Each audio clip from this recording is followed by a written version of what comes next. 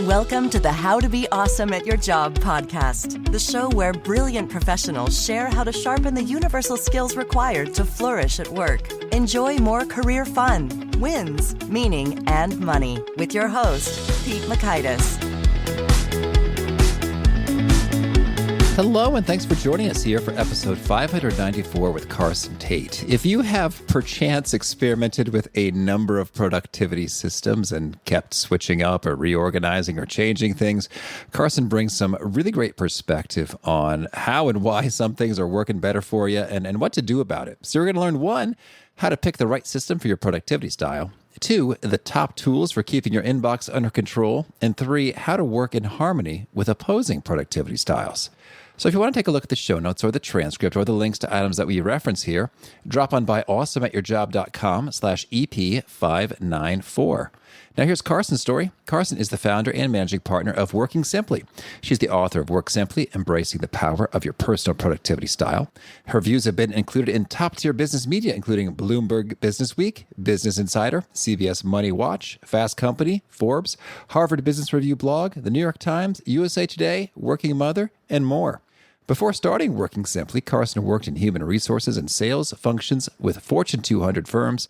She holds a BA in psychology from Washington and Lee University, a master's in organizational development, and a coaching certificate from the McColl School of Business at Queen's University. Big thanks to Carson for sharing her wisdom with us, and big thanks to our sponsors. Check them out. One sponsor to check out is Harvard Business Review. This brilliant magazine, published at hbr.org, is the leading destination for smart management thinking. Fun fact, HBR has been mentioned in 108 episodes of the show. That's because HBR has great stuff that comes up often. They've got explainer videos, podcasts, real-world case studies, and much more. I think of HBR each night that I put on my special orange glasses. Their article, Will Blue Light Glasses Improve Your Sleep?, revealed that those who wore them reported better sleep and a 7% improvement in work performance as compared to those who wore the sham glasses. So I cite HBR anytime anyone tells me that I look silly wearing them. Now, much of HBR's content is available for free when you sign up at their site. Subscriptions that get you unlimited content cost $10 a month. If you visit hbr.org/subscriptions and enter the promo code AWESOME, you can save 10% off of that subscription. Again, to save 10% off of your HBR subscription, go to www.hbr.org/subscriptions and enter the promo code AWESOME. Big thanks to our sponsor, Acorns. Acorns makes it easy to start automatically saving and investing for your future. You don't need a lot of money or expertise to invest with Acorns. In fact, you can get started with just your spare change. Acorns recommends an expert-built portfolio that fits you and your money goals, then automatically invests your money for you. NerdWallet.com, whom I love on these sorts of matters, gives Acorns a whopping 4.7 stars and says, quote, if you want to make the most of your spare change, there's no better place to do that than Acorns. Head to acorns.com/awesome or download the Acorns app to start saving and investing for your future today. And we got a legal disclaimer here. It may not be representative of all clients. Tier 1 compensation provided. Compensation provides an incentive to positively promote Acorns. View important disclosures at acorns.com/awesome. Investing involves risk, including the loss of principal. Please consider your objectives, risk tolerance, and Acorns' fees before investing. Acorns Advisors LLC, Acorns, is an SEC-registered investment advisor. Brokerage services are provided to clients of Acorns by Acorns Securities LLC, member FINRA/SIPC. For more information, visit acorns.com. Now, here's Carson. Carson, thanks so much for joining us here on the How to Be Awesome at Your Job podcast. Thanks, Pete. I'm glad to be with you today. Well, I'm glad to be with you and to get into some of the mess that is our lives and productivity and such. But I understand you also love the mess of mud runs and more. What's the story here? Yes. So a couple of my girlfriends and I got bored a few years ago with just regular road races, and we decided to branch out, and it is some of the most fun that we have, and we are literally cleaning mud out of our ears for days afterwards and obstacles, and you push yourself, but it's great fun. Let's see, I'm familiar with the Tough Mudder. What are the other big names in mud running? So the Tough Mudder is the one that we've done. There's also in North Carolina a couple of just very small local races as well. Okay, cool. Well, that's some fun background. I want to get your view here. So you've done a lot of work about work, researching people and productivity and kind of what makes us tick. What would you say is maybe the most surprising and fascinating discovery you've made about people and productivity from all of your explorations? If we really want to be productive, you've got to align your tools and your strategies to how you think and process. So what often happens is people try a new app and it doesn't work for them.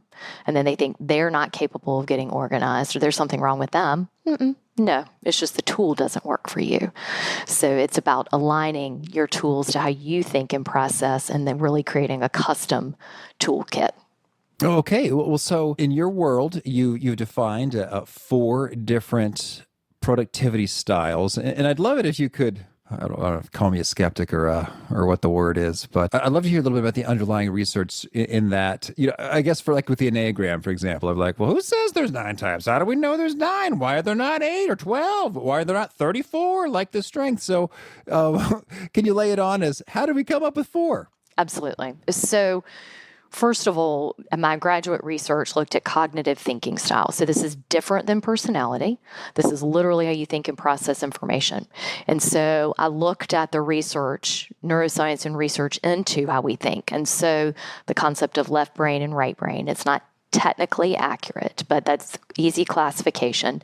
And then started digging into an instrument called the Herrmann Brain Dominance Inventory that looks at thinking style and realized that that's a great instrument. And there's a gap in that instrument does not tell you how your thinking style informs how you work. And by how you work, I mean how you think about time, how you structure your day, whether you like to take notes or not, what your inbox looks like, and whether or not you like file folders. So using what I understood around our thinking styles, I developed first tier assessment in grad school and then tested it out and realized that there really are 4 typologies or 4 different styles that broadly characterize these thinking styles. So one is prioritizer, analytical, linear, fact-based. These are the folks that like spreadsheets and data and details. Then planners, organized, sequential, detailed. These are the folks that have never met a checklist they didn't like. These are the project planners.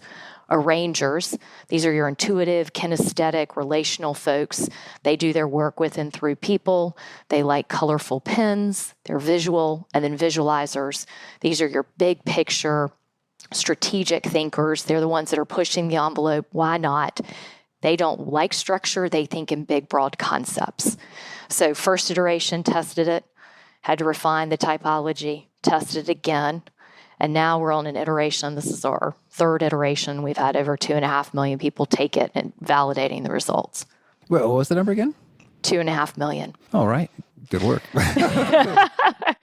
So it's working. It's definitely working. And Pete, I think what is helpful about it, like any of these assessments, and I hear you on, what's the science behind it, fundamentally it's just an awareness tool. So if you're my client, I'm coaching you, and I can help you see how your thinking is informing why you do not want to schedule your day in 15-minute increments in a way that would better help you optimize your time. That is what's going to lead to your productivity. So that awareness. So it's just an awareness tool. It's just access into how you think. Well, yeah, I would love it if you could sort of make that come alive for us here in terms of if you could maybe share a story of, hey, there's someone who was doing something that wasn't working for them, and then they made a discovery about this, and then they saw some cool results from there. Yeah, absolutely. So I was working with a client, we'll call him Bill. He worked in nonprofit sector, and Bill, very tech savvy. Bill had probably tried every app that's out there, every to-do app, and he would stick to it for like a week or so, be so excited, and then the wheels would fall off, and he'd be crazy disorganized. He could never find an email. He'd taken plenty of email management classes. He was late on all of his projects. And so when I met with him, the first thing I realized was that he was a visualizer, really big picture thinker. So an app that was very linear and very designed for really discrete details, it went counter to how he thought about things. He thought about things in terms of ideas. So this was how he was going to solve the waste management issue, like these big concepts. So what I asked him to do was try mind mapping software so he could anchor the central concept and then from it, pull out things that needed to happen around it. So making these really graphical charts he could see. Then the second thing we did is we removed every single folder that he had in his inbox, because out of sight was out of mind. He'd get an email and then he'd file it away in the to-do folder, but he'd forget about it because he was visual. So he turned his inbox into a visual to-do list by changing the subject line of his email messages to his next action step so he could see them. They never went away. He could search them, see them. And then we reconfigured his calendar. So these like tight little, very structured meeting didn't work for him. So we started thinking about his work in terms of theme days. So Monday's theme for him was admin. So all of the internal work, the internal meetings, the one-on-ones. Tuesday, he was out in the field. He did some work out in the field, inspecting job sites. Wednesday was back in the office. Thursday was another field day. So he could kind of group and organize things based on themes. So fits and starts. 3 weeks later, I check in with him, and he's still in those early stages of trying to get it to work. But what had happened is that his manager noticed that he was arriving on time to meetings and that he'd actually turned in 2 things early, and was so proud of him, super proud of him. Fast forward 6 months later, he's hitting all of his marks. He's up for a promotion, and he actually had started working on a book that he was talking about for his nonprofit that he had set up, because he'd created the mental space and the time space to also start to pursue some of his personal passions because he'd gotten work dialed in. Well, yeah, there's a lot in there. And it's funny because I've heard about how grand mind mapping is, and I haven't really had much cool results with it. Part of it's like my writing's hard to read and it gets kind of crunched. I could try the big piece of paper. And so, yeah, I haven't personally had a mind mapping session that knocked my socks off in terms of, wow, that's so cool. I'm glad I did that. And yet, when you first mentioned the prioritizer, I am so all about finding sort of the 80-20 high leverage thing that does, and I do have a spreadsheet that estimates the profit generated per hour invested of various business initiatives. And then that gets me fired up, like, holy smokes, that one is worth 10 times, but that one's worth. So as you lay this out, it makes a lot of sense how, hey, mind mapping is game changing for some, but for me, it hasn't been resonant. Right, because it's not quantifiable for you. So as a prioritizer, we need to quantify your efforts. So we either quantify it in terms of minutes, we quantify it in terms of dollars, quantify it in terms of emails processed in minutes, number of items checked off, how quickly you achieved an objective, how many minutes were shaved off of a meeting. So that is speaking your productivity language.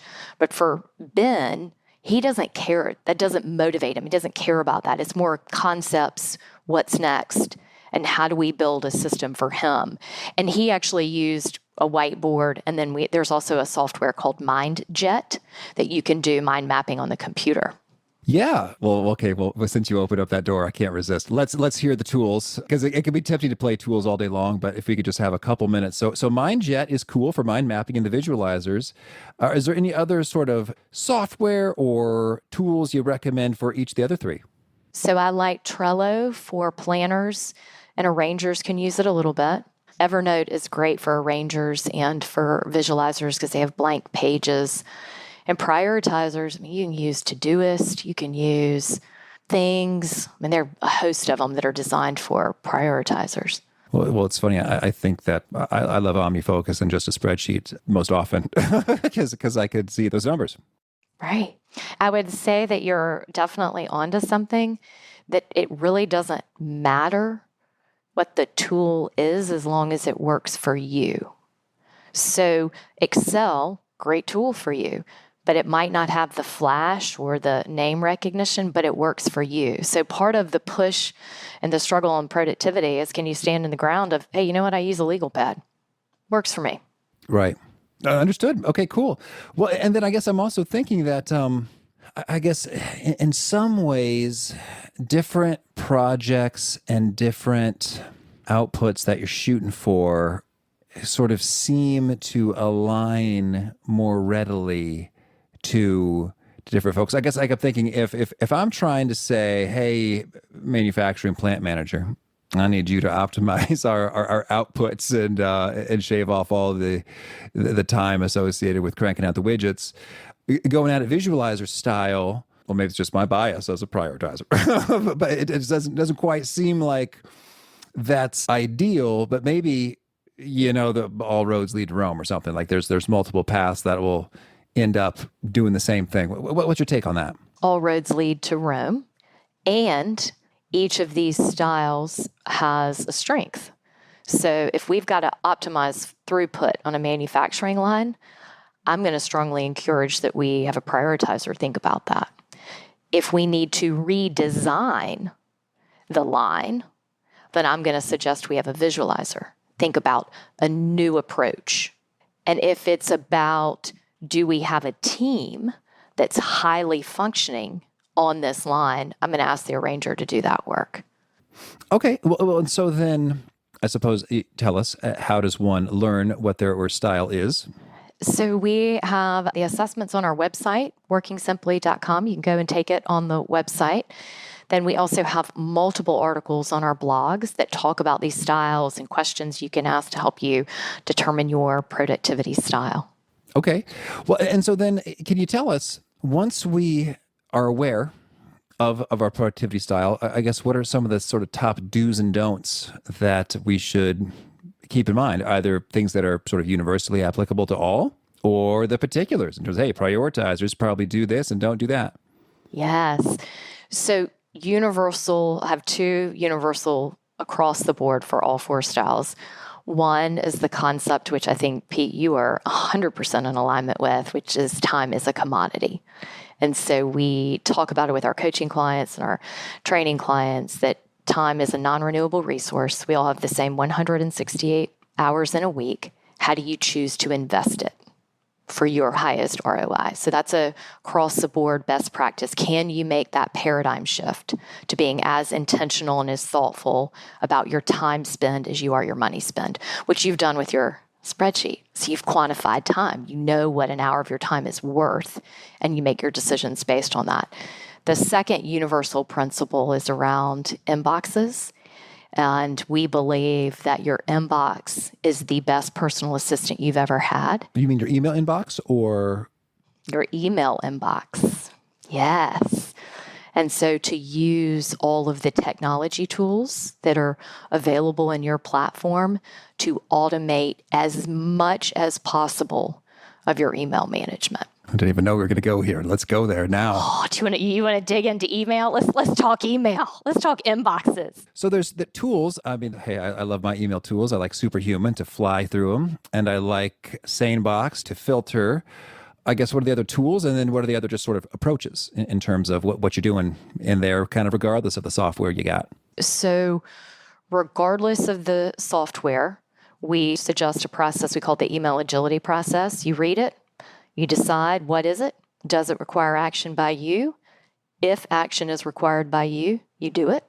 Not channeling Nike, just do it if you can do it in under 5 minutes. Delegate it if you can. If you have the knowledge and the authority, don't have the knowledge and authority, you delegate it, or you convert it to a task. So you can convert them to task in Gmail, Outlook, you can send it to Evernote, but you are making that decision around the action step, because what we don't want to do is reread the email. And if no action is required, you delete it or you file it. And then the final step is to contain and think thoughtfully about how you want to store and retrieve your messages. Well, yeah. How do I arrive at that decision about the containing? The containing, yes. And this goes back, though, Pete, the containing piece is where it becomes really personal. So for you as a prioritizer, it's going to look different than my example, Ben, the visualizer. So he doesn't use folders. His containment method is everything lives in there. And he uses search functions. Works great for him. You probably have some folders, or nothing in your inbox. Ooh, it depends on what day you catch me. But yes, search is the primary way I pull one up, although I do have the labels and the archiving. Okay. And so then you say it's the best personal assistant we have in the sense that it's kind of like bringing to our attention that which, we need to deal with, or? Right. So I'll take Outlook, for example. So in Outlook, you can use a function called conditional formatting. It's very similar to labels in Gmail. And we can set it up so every time Pete emails me, that email comes in bright red. So what I'm doing is I'm telling my assistant, flag Pete, turn him this color. And when you come in my inbox, I now have a visual prioritization. I read red first, then blue, and then I'll deal with the black ones. So I told my assistant what to do, and then my assistant does it over and over again with no input from me, saving me that step of getting in and prioritizing every time. And so it's thinking through, if you always file this email, well, write a rule. Don't do it. Have the technology do it for you. Another example we use with all of our clients, a lot of the emails that we send, and I can imagine for you, a lot of these are the same thing. So here's the logon, here's the link, here's what you need to do as a guest on my show. You've written it. It's a template. Well, save it as a template in your email program so that you can just use it over and over again, just like you would a Word doc or an Excel doc. So we want to eliminate rework and automate using the tools as much as possible. Okay, thank you. Well, so then when we've got the productivity style of your own self, and then you're interacting with others, how do you play that game? Because I imagine some people are pretty, I guess, chill. Just, hey, man, however you want to do it, just, get it done by this time according to these principles. And others are going to be pretty precise. It's like, hey, I need you to do, I'm thinking about podcast sponsorships now, is I need to do your air check and then your download reportings at this time and on this platform and this system. So, yeah, I imagine that can create either harmony or irritation when these things come together. How do we navigate that? You're exactly right. So harmony, when you're working with someone who has the same style as you or a similar style.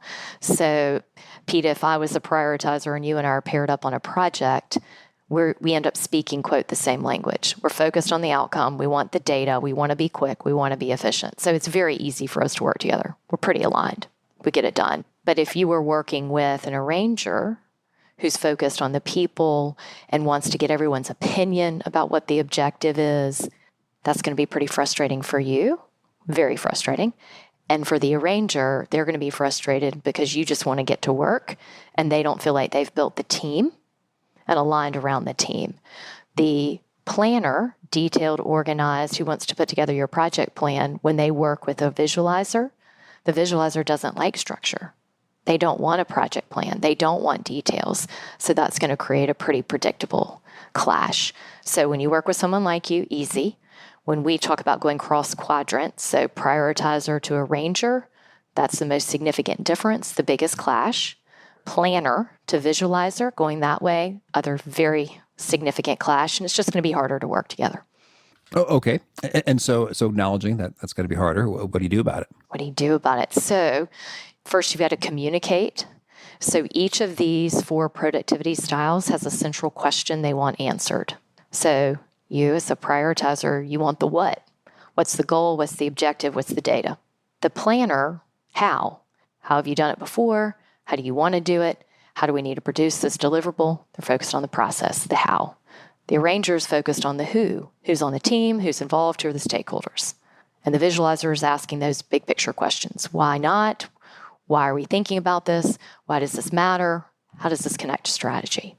And so if I'm a planner working with a visualizer, I need to be thinking about and answering those why questions, talking about strategy, talking about big picture, creating opportunities for innovation.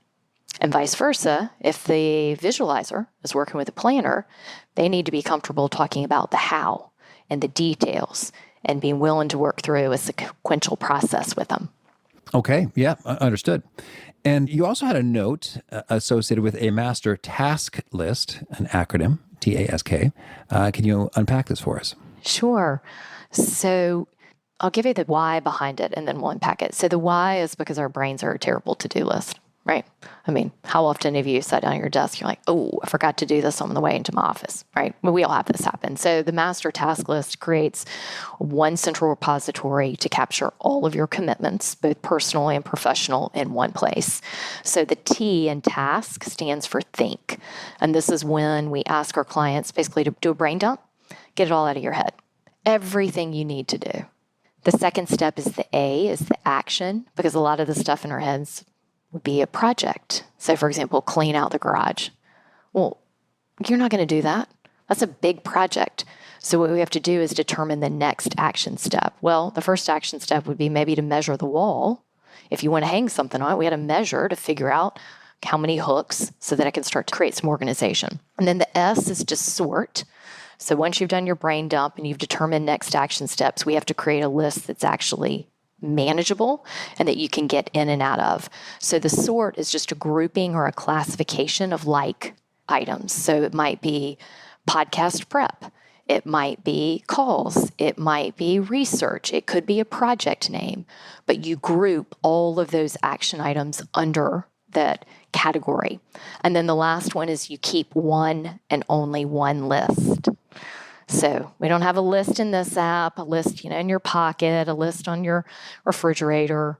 You've got just one master list. Okay. And as you mentioned multiple lists in multiple places, I'm thinking about sort of the paper versus digital part of this all. How does that sync up to, do you find that some of the four styles prefer one versus the other?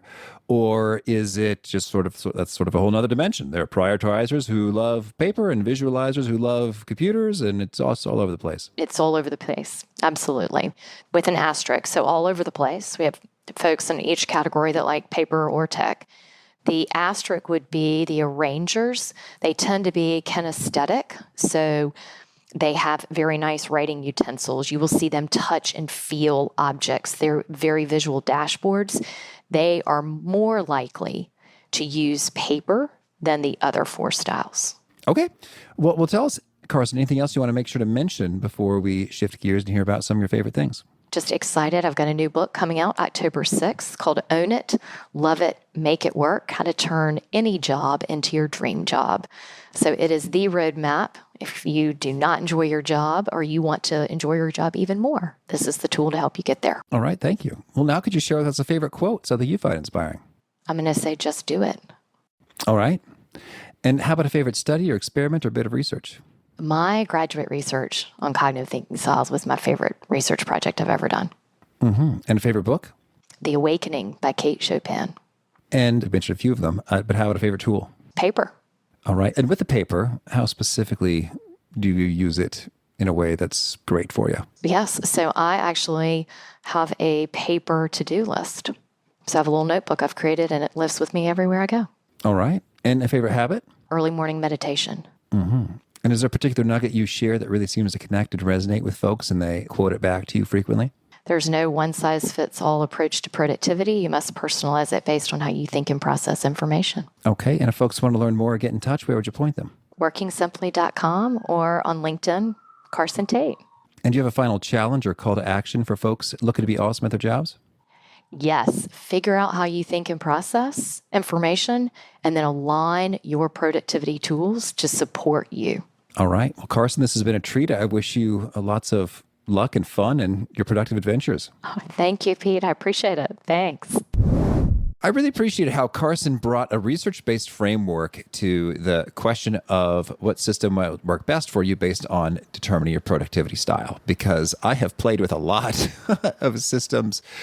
And, sometimes I think, oh, what's wrong with me? I can't get with the program. Oh, but I like how Carson reframes that to, well, hey, this is kind of how your brain tends to work. So therefore, pick tools that are going to work with it instead of fighting it and thinking, oh, I really need to get back on the wagon. I'm doing it wrong. I've been inconsistent. Wow. And I think that also is handy in terms of understanding. If I say, look, I found this thing, it works amazingly, do it. It's like, well, I'm not really into it. It's like, what's wrong with you? Or vice versa, if you've been on the receiving end. A little more understanding and flexibility so you can get just the right stuff that works for you. I think that is a good, healthy perspective on this productivity game. So again, those show notes, transcripts, and links to items we've referenced are at awesomeatyourjob.com/EP594. That's EP594. If you haven't already, I recommend you push subscribe. You got Adam Markell, our next guest. He's got some pro tips on preventing burnout. Hope to catch you there. And peace. Thanks for listening. To get the most out of the show, we recommend 2 key things. First, check out the extra resources at awesomeatyourjob.com. You can find this episode's transcript and links, as well as the perfect episode for your situation. You can search the full text transcripts of hundreds of episodes or explore episodes tagged by topic and competency covered. Second, subscribe to the podcast and get future episodes automatically. You can subscribe by telling Siri and several other smartphones and speakers, subscribe to the How to Be Awesome at Your Job podcast, or by tapping subscribe in your podcast player of choice. If you'd like some extra help figuring out podcasts and how subscriptions work, visit awesomeatyourjob.com/subscribe for guidance. Hope to catch you on the next episode of How to Be Awesome at Your Job.